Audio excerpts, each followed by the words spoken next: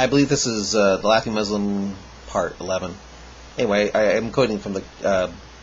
The Muslim wanted to know where I got these ideas that Muhammad was a warmongering monster, and I started presenting them from the Quran and the Hadith, and then he tries to say that, oh, I'm just reading into things, and then I continue. I say this is Quran 33:29, 33:20. This is Quran 33:26. Quote: Allah made the Jews leave their homes by terrorizing them, so that you killed some and made many captive. And he made you inherit their lands, their homes, their wealth. He gave you a country you had not traversed before. Then Quran 59:2 says, it was Allah who drove the Jewish people of the book from their homes and into exile. They refused to believe and imagined that their strongholds would protect them against Allah, but Allah came at them from where... Anyway, missed that part. Quran 33:60 says, truly, if the hypocrites stir up a sedition, that means not one of the patootie in the air, probably. If the agitators of the city do not desist, in other words, continue believing that the worst of sins, which is probably that Allah has a son, we, that's Allah talking, shall urge you to go against them and set you over them. Then they will not be able to stay as your neighbors for any length of time. They shall have a curse on them. Whenever they are found, they shall be seized and slain without mercy. A fierce slaughter, murdered, a horrible murdering. Then I quote Tabari 8, verse 142, verse 143 says, in this year, a 24-man raiding party led by Shuja went to the Banu Amir. He launched a raid on them and took camels and sheep. The shares of booty came to 15 camels for each man. Also raid led by Amir went to Dat. He set out with 15 men. He encountered a large force whom he summoned to Islam. They refused to respond, so he killed all of them. Bukhari, verse 4, book 5, book 52, number 256 says, the Prophet passed by and was asked whether it was permissible to attack. By the way, I take it that it would sound peaceful in the original Arabic. True? This is Bukhari. Yeah, I asked the Muslim that. Then I say this. Bukhari, volume 4. Yeah, we just read. The Prophet passed by and was asked whether it was permissible to attack infidels at night with the probability of exposing their women and children to danger. The Prophet replied, their women and children are from them. Their women and children are from them. This is Tabari 9:20 says, the captives of Hunain, along with their possessions, were brought to the messenger.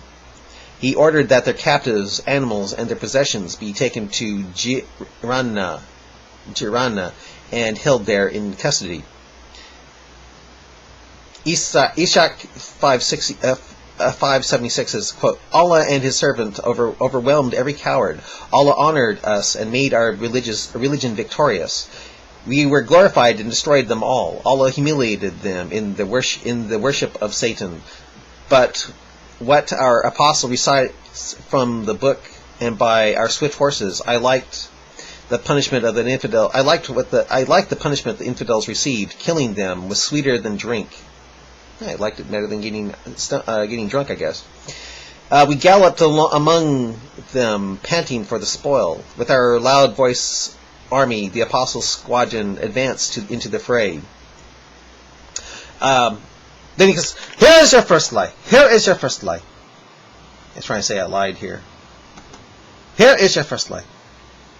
Volume 4, book 52, number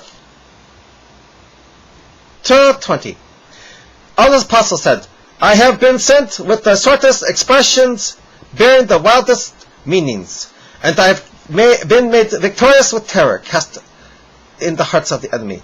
Terror cast in the hearts! So it's an emotional act, not physical. Why you deliberately removed it? Liar!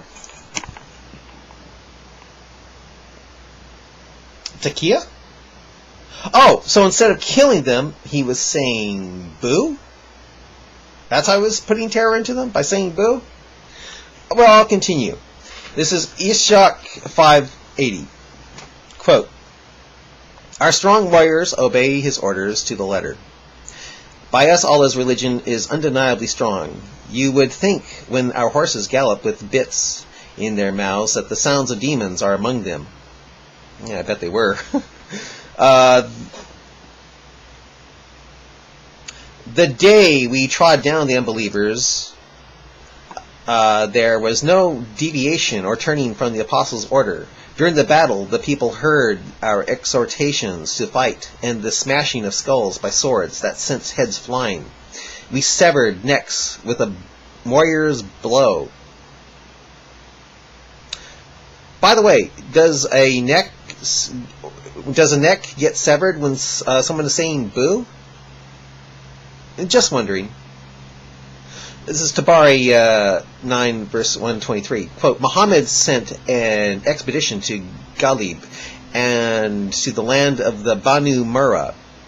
The raid on Amir and Abi was sent to the valley of Edam.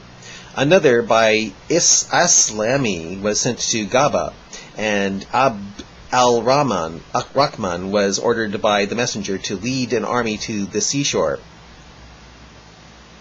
Tabari 9:69. Quote, he who believes in Allah and his messenger, he who believes in Allah and his messenger has protected his life and possessions from us. As for those who disbelieve, we will fight them forever in the cause of Allah. Killing them is a small matter to you. Get that. If you're not a Muslim, you get killed. But if you are, you're protected. But if you're not, then they're going to fight you forever and kill you. Killing them is a small matter to us. I think I'll continue this. Yeah. I'll quit in the start because I think I'm running out of time here. But anyway, this is what shuts him up, the laughing Muslim.